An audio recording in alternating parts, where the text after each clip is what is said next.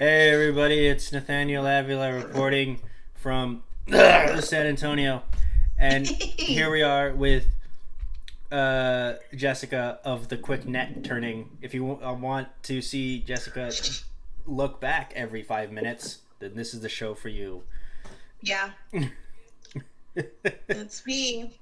Okay, I'm here. And she's also in another section of San Antonio. Yes, I we I'm gonna are do here in my San Antonio. I'm gonna do my impression of you. Yeah, dude, for real. It's called having a family that doesn't leave me alone ever. Okay. All right. So, what are we talking about today? Today we are going to talk about the tragic death of Pantera guitarist Former Dimebag Pantera, Derrell. former Um, guitarist. but it wasn't only him that passed away, but this is the case we will be talking about today. Mm-hmm. It is formerly known as the Columbus Nightclub Shooting, in which Correct. Dimebag was one of the four murdered in the shooting. Yeah. All right, and Yep. Jessica will feel this one. All right, show me Okay. how it's So done. I'm gonna go ahead and give some background here. So we're gonna talk about Dimebag. So he was all Yep. right. So a little bit of the childhood background. Not gonna talk a whole lot about it, but he was born on August 20th, 1966. He's the second kid. And then his oldest brother is Vinnie Paul, and they were both in Pantera. They founded the band together. They grew up listening to rock. They were around it all the time, and so that's what they loved. They loved music. They loved making music ever since they were little. That's all they did, and so they've always done music together. That was their thing. So by the time they were 14 years old, Dimebag had put himself there in a guitar contest in Dallas, and I guess he got noticed. So he won contests in that area since beginning of that age, and that says a lot. So now we're gonna move into talking about Pantera. So Pantera was formed in 1981. They had a lot of transitions in the band. Some would say they started off like the hair metal bands because they did start in the 80s, like the early 80s. So if you go back to like the rock scene in the 80s, it was very hair metal Mm. kind of band. So that's, if you look at their older albums, like from the start, they look nothing like the way they do when they ended up to where they ended up being at. But they had the hair and they wore the glam makeup and they had the tights and everything. But they progressed and they progressed and they progressed. And so um, it was in 1986 where they replaced their singer with Phil Anselmo. And so he would be what people know as Pantera's lineup. He was the singer, Phil Anselmo. Dimebag Darrell was the guitarist. Rex Brown was the bass player, and Vinnie Paul was the drummer. So they got together with him, Rex Brown, and they developed their sound. They were calling it like power metal. And then they got recognized by Metal Blade Records and they got signed with it looks like $75,000 requested for production of a new album was too much for Sligo, who rejected that offer, but Metal Blade rejection was one of many Metal Blades. So Pantera eventually attained a major label with Atco Records. So Atco's talent scout, Mark Ross, was impressed by one of the band's live performances. So Cowboys from Hell, which was one of the first albums with Phil Anselmo, was released July 24th, 1990. The album was produced by Terry Date. And then that's one of the really cool albums, Cowboys from Hell. So then The self-described as power groove, the album became blueprint-defining work for groove metal, a subgenre with heaviness and intensity of thrash metal, but played at a slower tempo. Southern rock elements were incorporated into the sound, and Pantera's groove is commonly attributed to the Abbott brothers' fondness of ZZ Top. Cowboys from Hell was certified gold in 1993 and platinum in 1997. So it's a little bit of background of the early years of Pantera. So I'm gonna skip forward a little bit.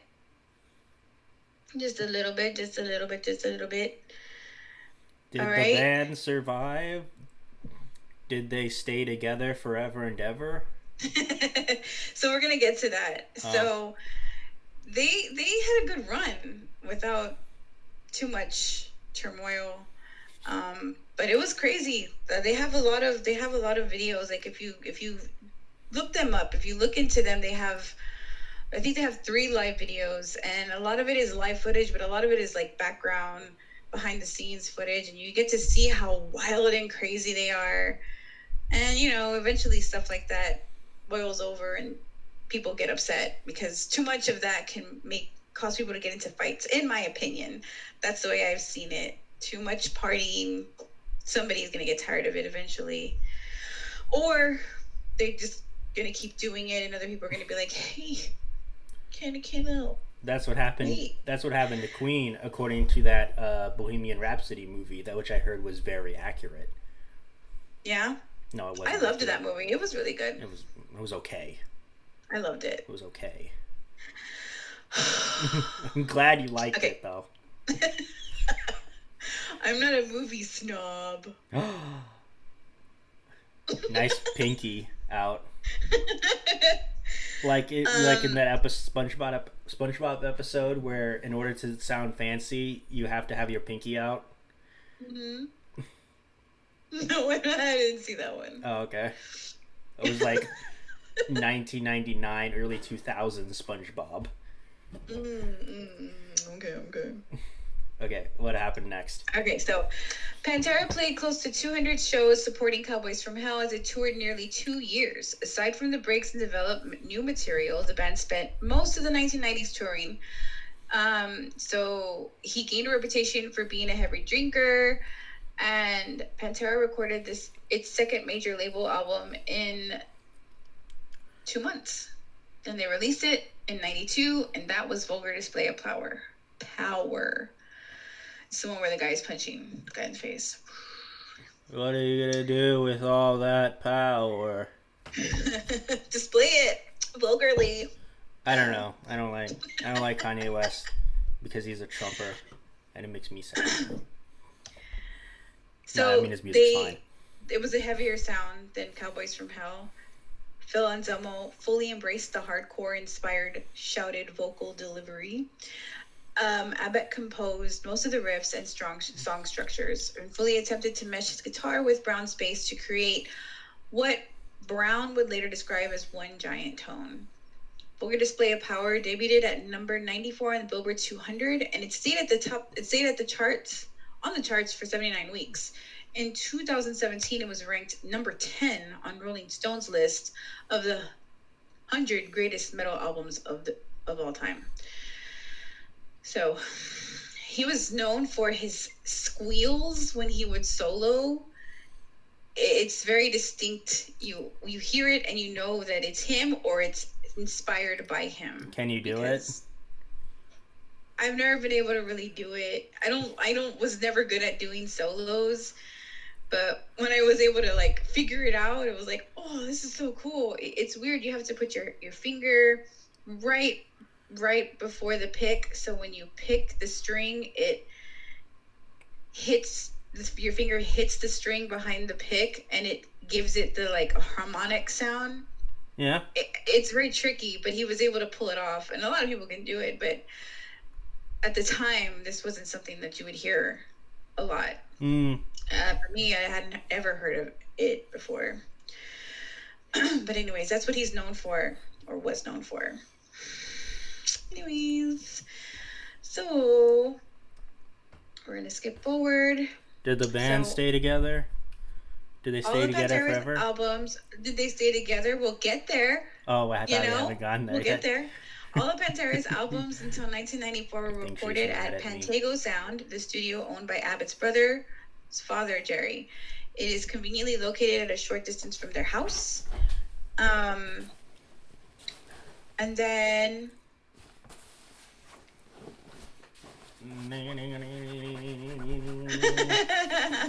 I got a pillow. is that a new pillow? No, it's very old. Oh, okay. After Vulgar Display of Power was released, Jerry closed Pantego Sound and opened a new studio in Nashville. Okay. So that's where they recorded Far Beyond Driven. Far Beyond Driven was released in 1994 on East West Records, and it sold 186,000 copies its first week. And it was number 1 on Billboard 200. And the heaviest album ever to debut on number 1. Before the release, the band was expected to follow the lead of Metallica's eponymous album by taking a more commercially friendly approach. So that's just a summary of Pantera and their rise to fame. All right, so here's the what people have known to be the breakup of Pantera. This is where it started, pretty much. I was under the impression, because we'll read it here, but I was under the impression, and I've always been under the impression, that when Pantera separated, it wasn't something that they wanted to do, the brothers. This was something that Phil Anselmo had. Phil Anselmo eventually had a lot of side projects going on, and eventually stopped responding to them when they kept asking him, when can you come record? So this is my understanding, but now we're gonna figure out if that's what really happened. So the lead single from Far Beyond Driven, I'm Broken, was inspired by Anselmo's chronic back pain. To treat the pain during the tour supporting Far Beyond Driven, Anselmo began heavily consuming alcohol, painkillers, and ultimately heroin. He would travel on his own tour bus and isolate himself from the other band members until 20 or 30 minutes before they were about to perform. Anselmo recalled in a 2014 interview that he would drink an entire bottle of Wild Turkey every night before the show to numb the pain. And he often interrupted performances by ranting on stage. It's a lot. It is a lot. Wild Turkey's vodka. So that's hard stuff. Yeah, but I've heard of other people in bands, like the guitar player in Motley Crue had the same issue, and he hid it from the band for years. And he'd have straight vodka or Everclear in a water bottle.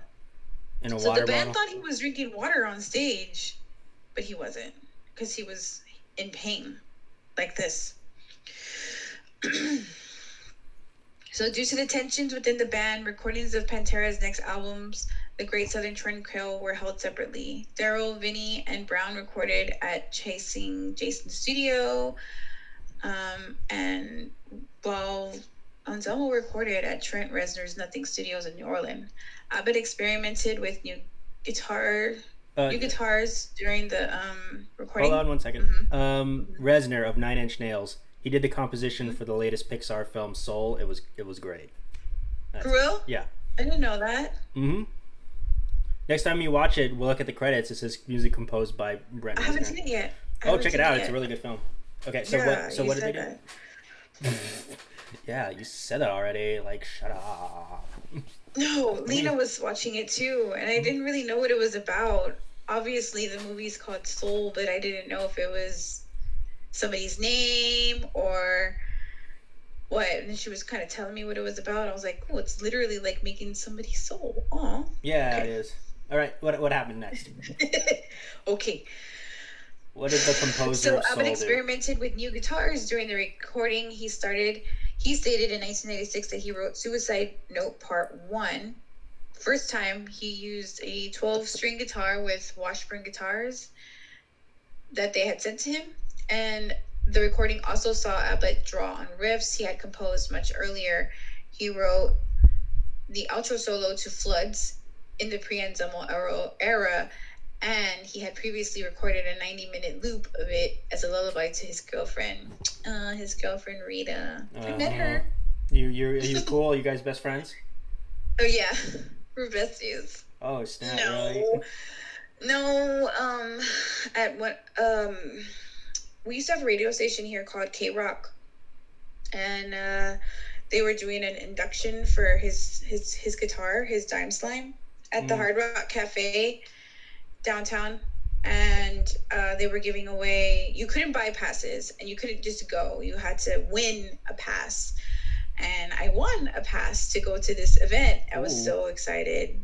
And his brother Vinnie Paul was there, and he was there with Rita, the girlfriend. They were on the top level, and they were just throwing out pics and all this cool stuff. And after they talked to them, and they talked about the guitar and what it meant to them to have it in there, they came down, and they let people go see the guitar and stuff.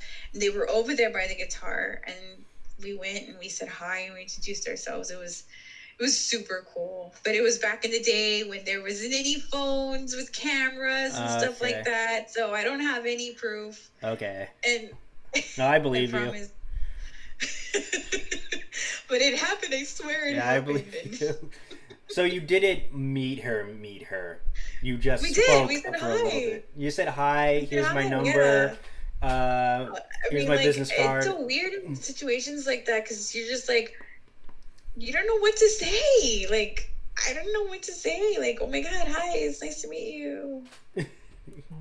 That's it. But anyways. I mean, that's how it usually is for, like, when you meet, like, celebrities or people who are celebrities within your circle. Which is, it's just like, it's a sad moment. It's a sad reason why we're here. And I'm sorry we had to meet in this way, but that's it, But anyways. So let me see if I can fast forward to when we have the breakdown of the separation. All right, go on. On May 7th, 1997, The Great Southern Trend Crow was released. It peaked at number 4 on the Billboard 200, staying on the chart for 13 weeks. This album is so freaking good. I'm just like, this is my personal opinion, guys. This is my personal opinion. This features some of the band's lowest tune tracks. On July 13th, Anselmo overdosed on heroin following the band's performance at the Dallas Starplex Amphitheater and was clinically dead for 4 to 5 minutes. He recovered quickly and performed at the band's next show in San Antonio 2 days afterwards, but the incident created a lasting rift within the band. I was there. I was freaking there. I was at that show, and it was amazing. I'm so glad I can say I saw them twice. Okay. 2 times or 3 times. Yeah. Okay, sorry. I get very, very passionate with this band. Yeah, you're constantly fangirling over them. Well, because reading this stuff, reading the titles of the band and talking about them, and I relive those memories in my head of when I was really into them. Okay. All right, what happened next? Okay. All right. So. Okay. Anselmo also had released Nola, the debut album of projects down in 19 and supported the album. The other Pantera members, Abbott explained at the time that Phil's a musical guy and he likes to stay busy. So the touring for the Great Southern Trend Crow widened the rift within the band, and the recording sessions for the next album, Reinventing the Steel, were troublesome. There was another one they recorded separate. Vinny said that in an interview after the album's release, it was like pulling teeth to get Anselmo down to the studio. He didn't like any of the material, and it was always just like his head-butting contest. Also, during the recording, Abbott's mother, Caroline, was diagnosed with lung cancer and died 6 weeks later on September 12, 1999. This had a profound effect on the brothers, especially Darrell. Reinventing the Steel was released on March 21st, 2000. Abbott said of it, "We still play lead guitar. Bands hardly ever play lead guitar anymore.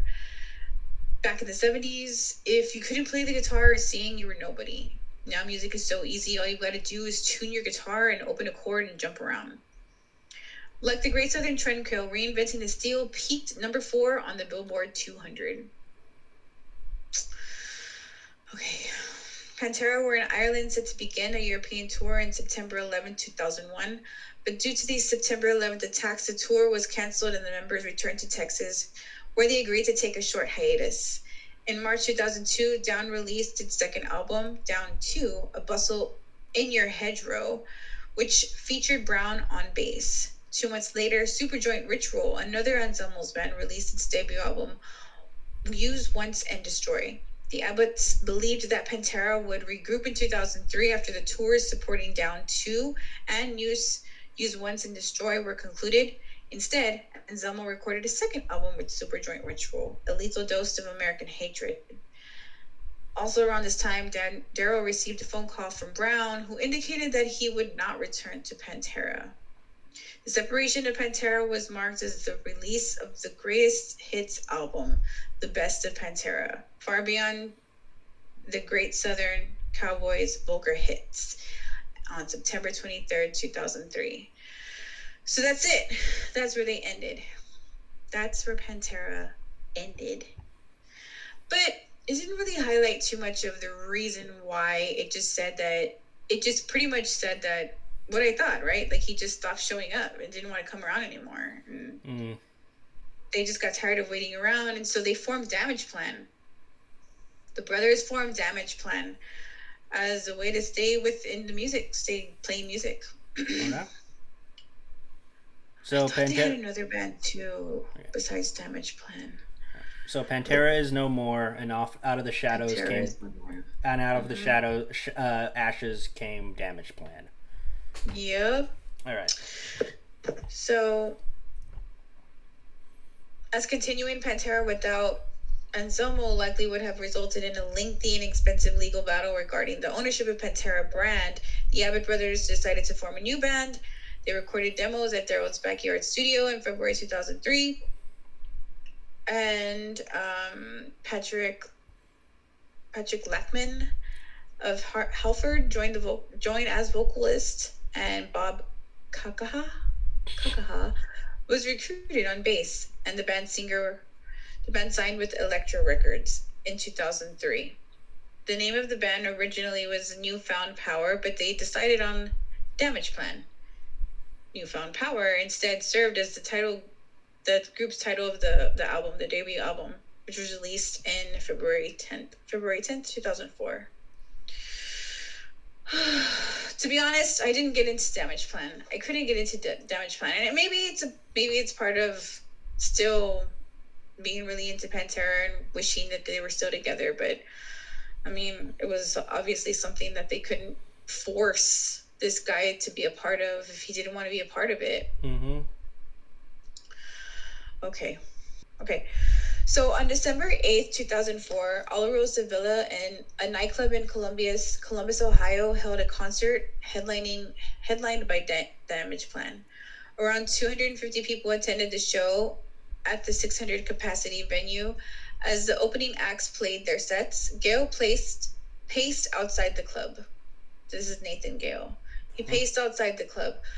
When asked by an attendee why would he not come into the club, Gale said that he did not want to see no shitty local bands and that he was going to wait for Damage Plan. Oh, wow. Rosa Villa's manager believed him to be a loiterer who did not have a ticket. One of the club's employees told him to leave.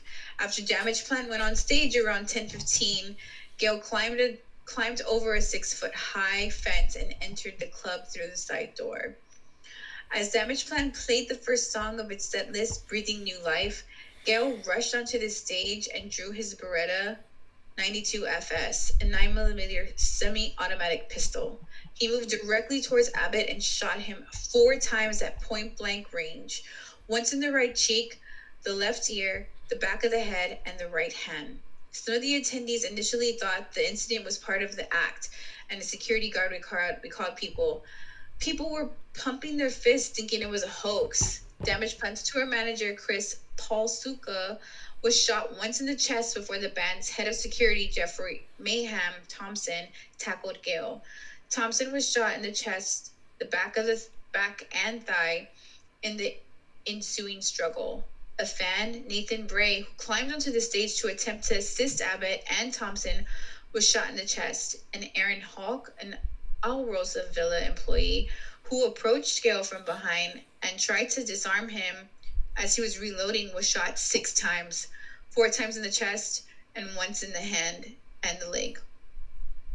Damage Plan's drum technician, John Cat Brooks, then attempted to subdue Gale. He was shot twice in the leg and taken as a hostage. Responding within 3 minutes to a dispatch call, police officer James Niegmeyer entered the club through a door behind the stage and shot Gale once in the head with a 12-gauge Remington Model 870 shotgun, killing him at the time of his death. At the time of his death, Gale had half full magazine in his Beretta and another 30 rounds of ammunition on him. He was ready to go all out. He was ready to kill more people. Like, if that guy wouldn't have done that, who knows? Mm-hmm.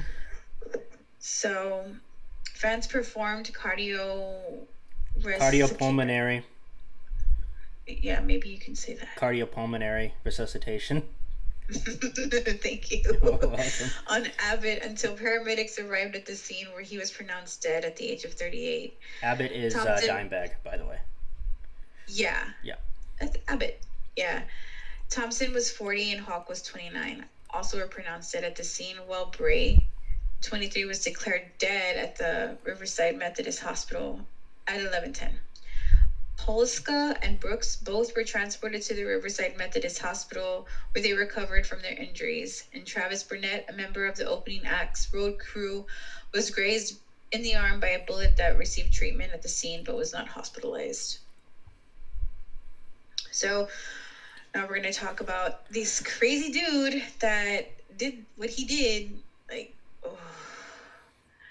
he's insane. He is insane. I don't know. Yeah, he definitely has some major mental health issues. Yes. Yeah, he did. So he was born in September 11th, 1979. And then he passed away this same day.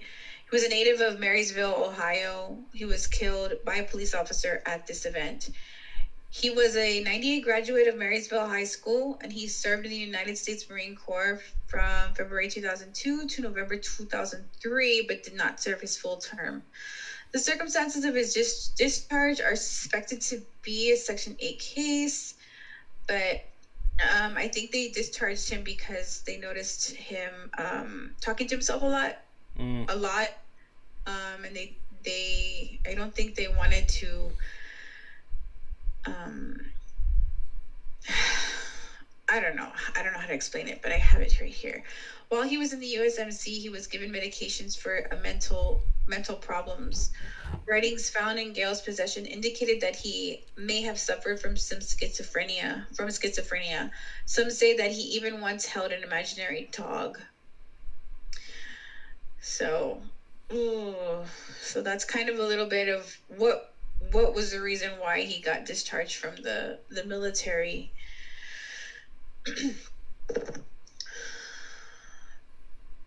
So I had read somewhere that his mother had actually bought him that gun that he used in the venue that night, but she bought it for him before he was even in the military, and he used it that night.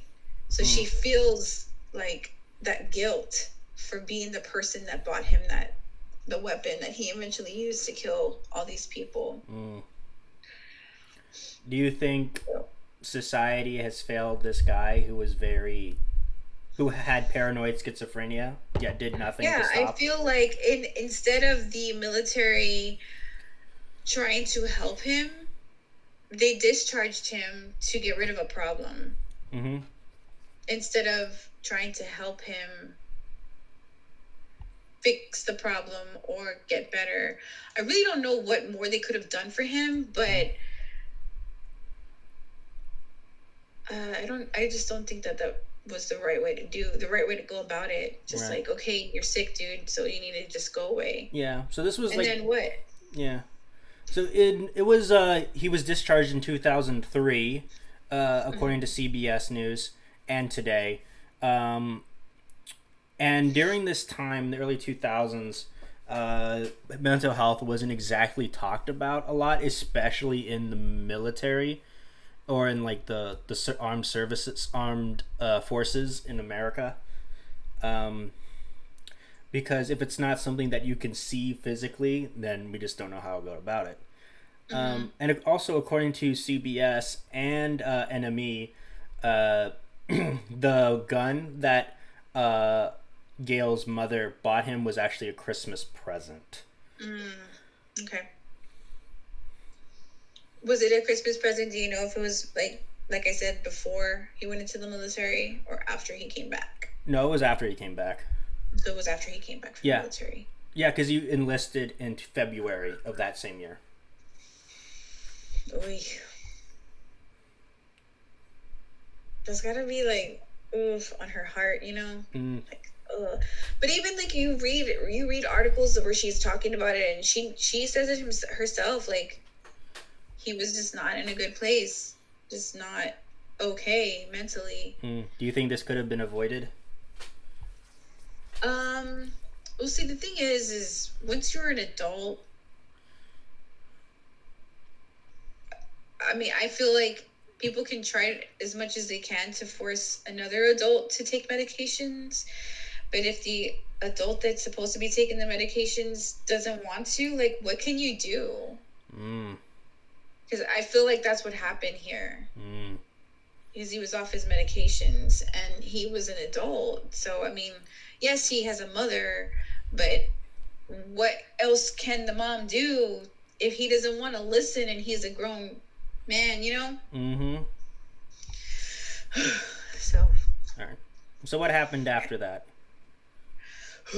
What happened after his discharge? So he was discharged in 2003, and this happened in 2004. Yeah.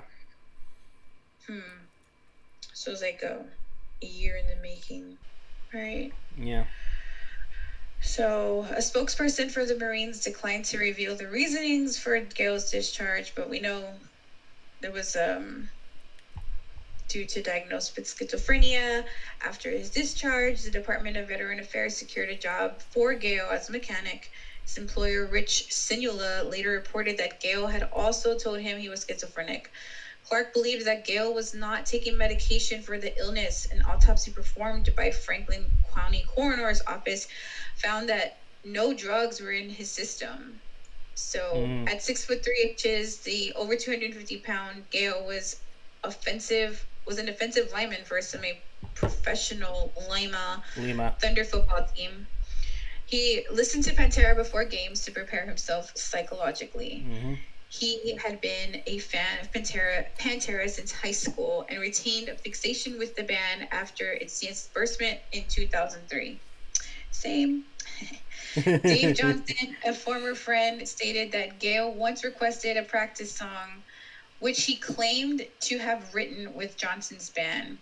When one of Johnson's bandmates noted the lyrics were copied from Pantera, Gail said Pantera had stolen his lyrics and he was planning to sue the band.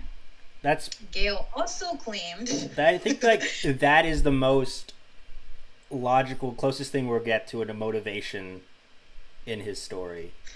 That he thinks that he stole his music, even though it was really the other way around. Schizophrenia has like all these layers, so that's probably like a part of him thought that, and then another part of him thought this, and another part of him thought that. Oh yeah, schizophrenia is insanely complex. I know that a lot of like I guess the modern knowledge likes to completely simplify the idea of schizophrenia of just you hallucinating things. But I know that it's a lot more than just that. It's a lot more. A Mm-hmm. lot.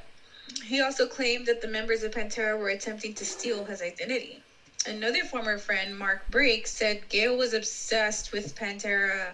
Johnson reported that he distanced himself from Gale several months before the shooting due to Gale's strange behavior, which included talking to himself, and interacting with an imaginary dog. Brake reported that he observed the same behavior. Gale had a criminal record and was known to local police. Though none of his crimes were violent, he was cited for criminal trespassing in 1997, for skateboarding at a Kmart in 1999, for repeatedly sleeping in a public park. In 2000, Gale was charged with receiving stolen property in relation to theft of a set of scales from a construction company that employed him, and was fired. I wonder what he was using the On scales November for. 19th, 2004, he was arrested for driving with a suspended license. These are all like little crimes. At the time of the shooting, Gale was a construction worker and lived alone in an apartment in Marysville. Yeah, Handwritten notes were discovered by police in his apartment. One of the notes said, "You'll see, come alive. I'll take your life and make it mine. This is my life. I'm gone. Get me." Yeah. What? It was just the ramblings of a madman. What'd you say? It's just the ramblings of a madman. So he's starting to build a record right now. But yeah, it's just the ramblings of a person who's not all there. Okay, so the aftermath. Initial reports claimed that Gale had shouted, "You broke up Pantera," or "This is for breaking up Pantera," before he shot Abbott, but these claims were never corroborated, as Nathaniel said, by the Alarosa Villa attendees. A Metal Hammer interview with former Pantera frontman Phil Anselmo, published shortly before the shooting, was also initially listed as a possible motivation. In an interview, Anselmo said Abbott deserves to be beaten severely. Mm-hmm. So they said that maybe that was one of the reasons why he did what he did. Another reason why, because Anselmo said that. Maybe. A police investigation found no evidence that the shooting was motivated by Pantera split or by the dispute between Anselmo and Abbott. And investigators were unable to find evidence that Gale had read the interview. The fact that the shooting took place exactly 24 years after the murder of John Lennon was also deemed coincidental. Abbott's brother and bandmate Vinnie Paul later requested to listen to the audio recording of the Metal Hammer interview, and concluded that Anselmo was not joking. As he had stated when he had made the beaten severely comment, Vinnie refused to speak to Anselmo after that point. In a 2017 interview, former Pantera bassist Rex Brown stated that Vinnie would not speak to him or Anselmo, and gave this as his reason why a Pantera reunion did not materialize. Yeah, I'm sure that'll put a damper on things. Yeah, I do know that Anselmo tried to go to the funeral, and Vinnie Paul was not having it. He barred him, like he told him, you know, you cannot come. A grand jury convened to evaluate the actions of responding officer Nigmeyer, a standard procedure for cases involving a use of deadly force by a police officer. In May 2005, the grand jury cleared him of any wrongdoing. Nigmeyer was praised for his actions, and he was nominated for a bravery award organized by America's Most Wanted, received the Distinguished Law Enforcement Valor Award from Ohio Attorney General Jim Petro, and was named the Law Enforcement Officer of the Year in 2005 by the National Rifle Association. His mother said that I give that man credit. You'll never know how many lives he saved. I mean, the only reason why I said was because, I mean, not because he was recognized, was because I'm not the biggest fan of the NRA. Nigmeyer retired as a first responder 3 years after the shooting, on the recommendation of doctors, as he was diagnosed with post-traumatic stress disorder, also known as PTSD. He was transferred to the robbery division as a detective before leaving the police force entirely. As of 2016, he is working as the Columbus Fleet Management Division and is still receiving therapy from a psychologist due to the shooting. All right, let's take a stop there and look at one of the videos you told me about him talking about said PTSD. Okay. On December 8th, 2004, 4 people were shot and killed inside the Alrosa Villa lounge. It was the second worst mass shooting in Columbus history. The gunman Nathaniel was shot and killed by Columbus police officer Jim Niggemeyer, whose actions that night helped spare the lives of others who ran for the exits as that shooting began. 10 TV's Kevin Landers spoke to the officer about that terrifying night, how it's affected him, and the law that he hopes will pass to help first responders who suffer from emotional trauma on the job. When I pulled my cruiser up and got out, there was 3 or 4 people that were yelling, "Come to the back door, come to the back door." 12 years ago, Officer Jim Niggemeyer's life changed forever. I certainly feel horrible for the victims and their families. Around 10:20 p.m. on December 8th, 2004, Niggemeyer entered through this back door at the Alrosa Villa with shotgun in hand. He put the gun up to the hostage's head, and at that point I just stopped where I was and just pulled up and shot. On this night, he pointed his shotgun at the head of Nathan Gale, who was holding a hostage, and ended his life. Gale's shooting rampage would kill 4 people, including the lead guitarist Darrell "Dimebag" Abbott of the heavy metal band Damageplan. He says the trauma of that night has left emotional scars he hasn't been able to shake. You can have all the therapy that you want, but that doesn't necessarily mean you're going to get better. And if you don't get better, then who's there to help you? The shooting cost him his job, not because of what he did, but because he was diagnosed with PTSD, or post-traumatic stress disorder. Under Ohio law, anyone who suffers a mental issue not associated with an injury while on the job isn't covered by workers' compensation. Niggemeyer wants the law to change. I think they need to do a lot better job in helping the officers that don't have physical injuries, but mental injuries. Twice, lawmakers tried to change the law, but each time they were stopped. Business leaders like the Ohio Chamber of Commerce and Ohio Manufacturers Association wrote the Senate president saying, quote, "Members are greatly concerned and strongly oppose it. The group said workers' compensation was designed to compensate physical injuries. This amendment would permit compensating PTSD without there being an underlying physical harm and will lead to major cost increases for the Ohio public employers and private business." Niggemeyer now works for the city's Fleet Management Division. 12 years after the shooting that made him a hero for saving the lives of others, he says the emotional toll of taking a life has far from faded from his memory. I still see psychologists 12 years later and take medication, which helps a lot. But that's the question I've asked. Is it going to go away? Kevin Landers, 10 TV News. Well, Nathan Gale was not supposed to have a gun because of his disability, but his mother said she bought the gun for him. You're welcome, sir. I like how they ended like that. She knew he was not supposed to have a gun, but she bought it for him anyway. No, I'm not going to subscribe to you reposting news clips. Yeah, that's a reference to what we said earlier, that she bought him the gun as a Christmas gift. And also, yeah, it really stings about, it's definitely criminal in and of itself that a person who was hailed as a hero ended up being tossed out from his job because of the effects of said actions that made him the hero. Kind of like being tossed out of the military because they don't know what to do with you. Because you have paranoid schizophrenia? Yeah. Well, I mean, it's another mental issue. It's another mental issue. Yeah. It's, of course, very severe. Mm-hmm. That was Super definitely the turning point in Gale's life, was when he was discharged from the Marine Corps because of paranoid schizophrenia. If the Marine Corps did not discharge him and try to figure out how to fix his paranoid schizophrenia, then maybe none of this would have ever happened. Yeah. So instead they push him out and they put him in a job. They give him a job as a mechanic. Is that what I said? Yeah, he was a mechanic. And that was their way of trying to help. Yeah, really having them operate heavy machinery.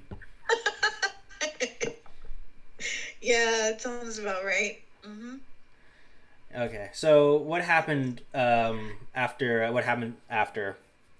Niggemeyer was praised?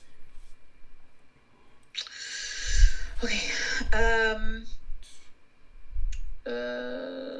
Niggemeyer retired as a first responder 3 years after the shooting on the recommendation of doctors as he was diagnosed with PTSD. He was transferred to the robbery division as a detective before leaving the police force entirely. As of 2016, he is currently working in Columbus. Oh, okay, I just read all that. I read it all again. The shooting led to debate regarding the security at music venues. Scott Ian of Anthrax said, "To me, everything changed after Abbott was killed. The stage became off limits for everyone but musicians. I don't give a blurb how much fun you're having. Stay the blurb off the stage." Yeah, there was a time where they would let people run up the stage and jam out, but now if you jump on the stage, you're gonna get dogpiled by a bunch of security guards. I think that happened to Beyonce once, where one person got on the stage and they were dogpiled. What? Yeah, it's crazy. Everybody nowadays is so like on guard because you have to be. You have to be. There's just no. And it sucks. It sucks that it's that way, but you have to be. You never know what kind of person is going to be wandering up there. Oh yeah, there's a lot of psychos out there, or people who were not able to get to the help that they needed. So, all right. So let's see. Paul Mazurkowitz, it's the drummer from Cannibal Corpse, said in 2014, "I remember us being fully concerned about it. There was beefed up security and a little bit more patting down, but it seemed to be more out of sight, out of mind now, back to normal in a sense." Paul Wertheimer, I think that's what it Wertheimer,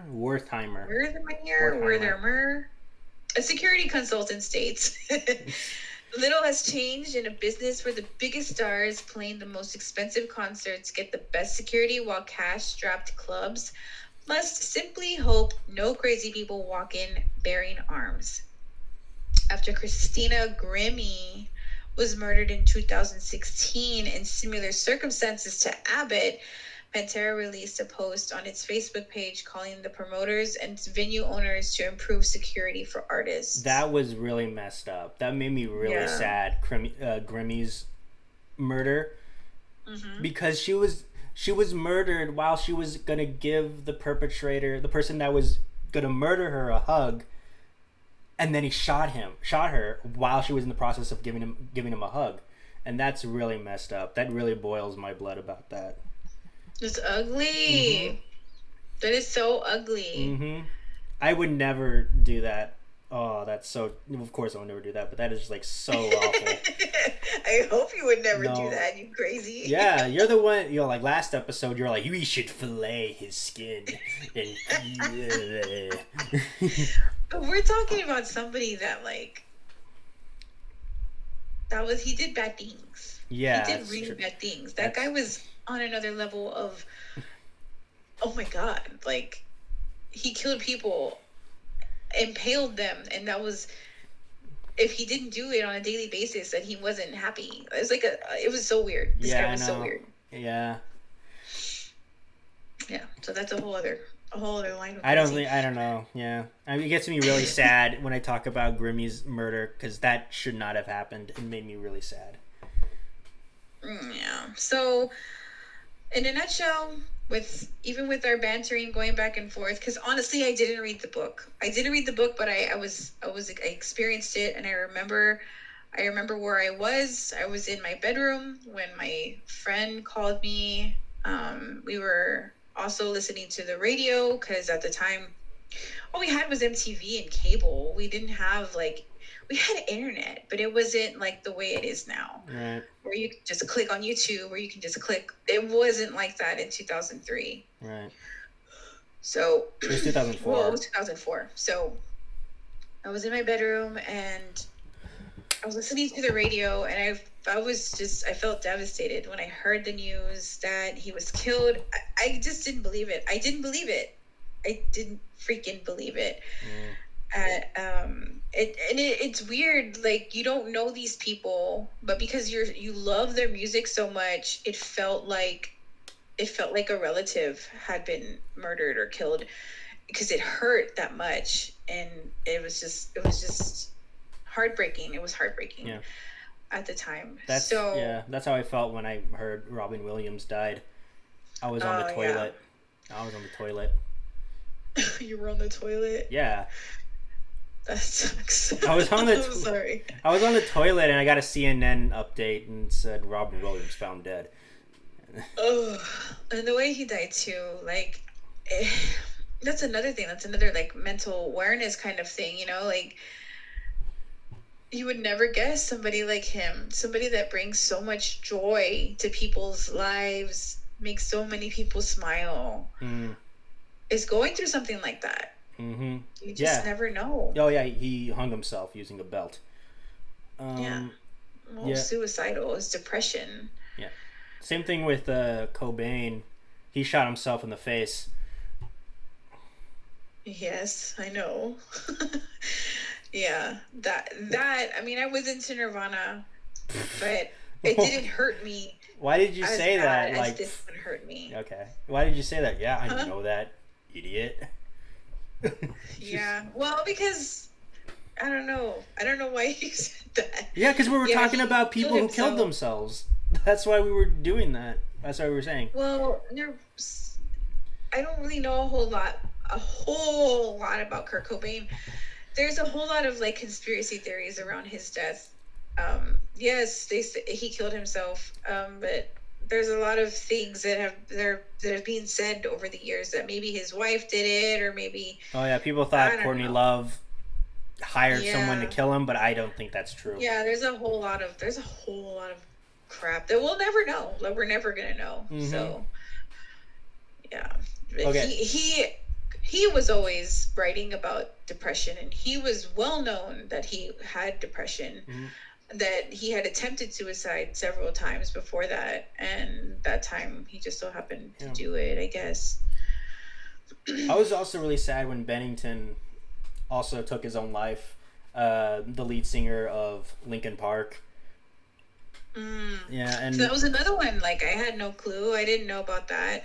I wasn't really a fan of them. They have some good tunes, though. I love Linkin Park. They were my jam in middle school.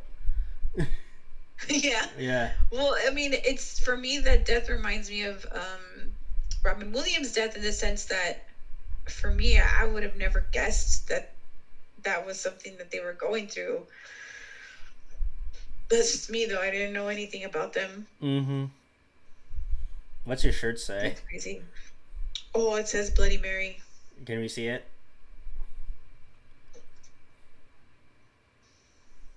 Bloody Mary.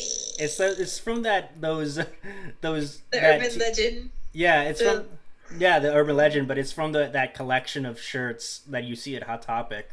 It says "Let's Conjure, man." Yeah. Yeah. Where it's supposed to be like cutesy looking drawings that you would see in a children's book, but it's actually like really dark things, like oh, let's summon the devil, ooh, like that kind of thing. Some shit like that. Yeah, something like that.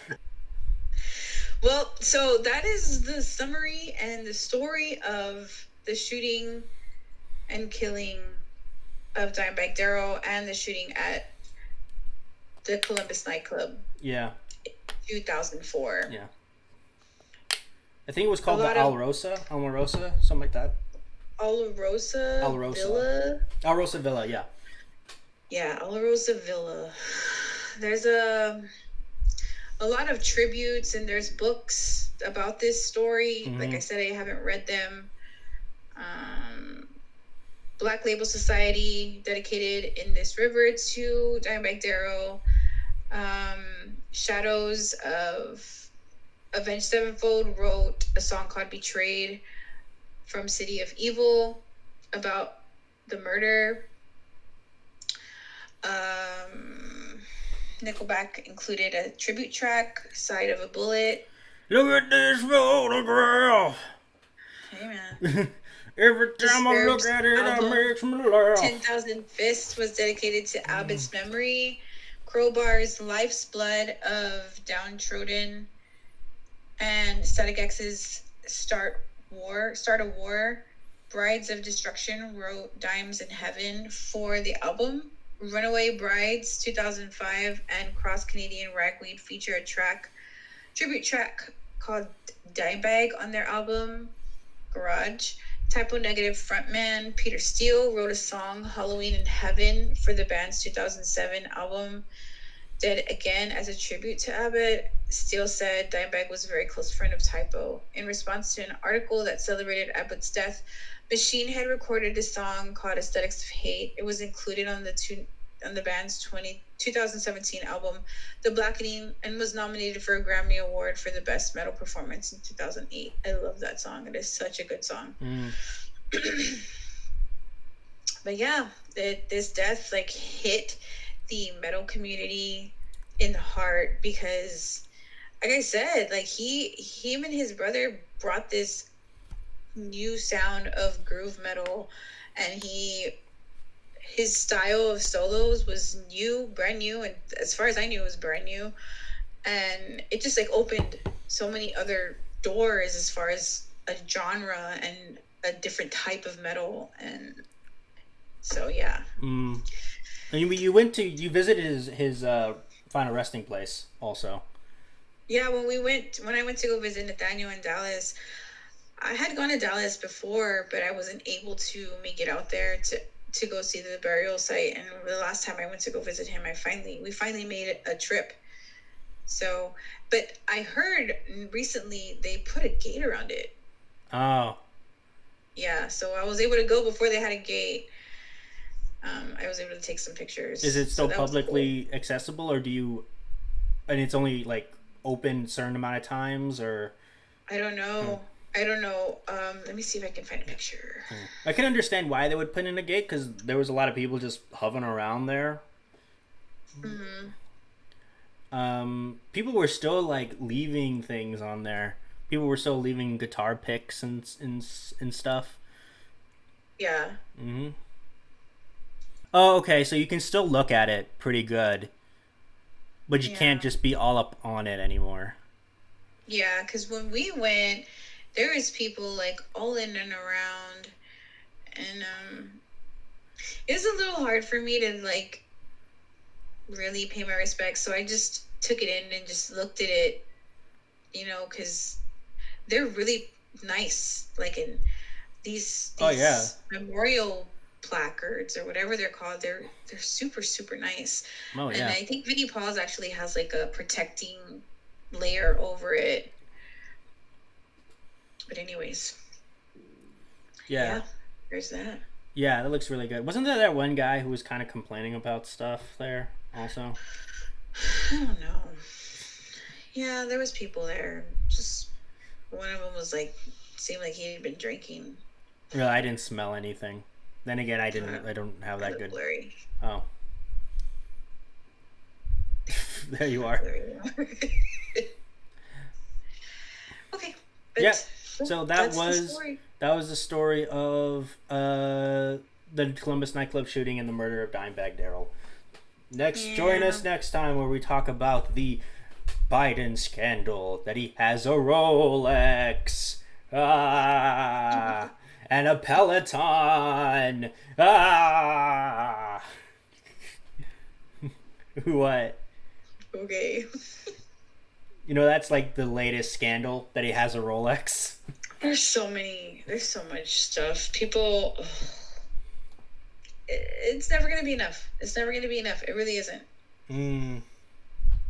All right, well. So people are going to have something to say about everything. What was that? People are always going to have something to say. Yeah.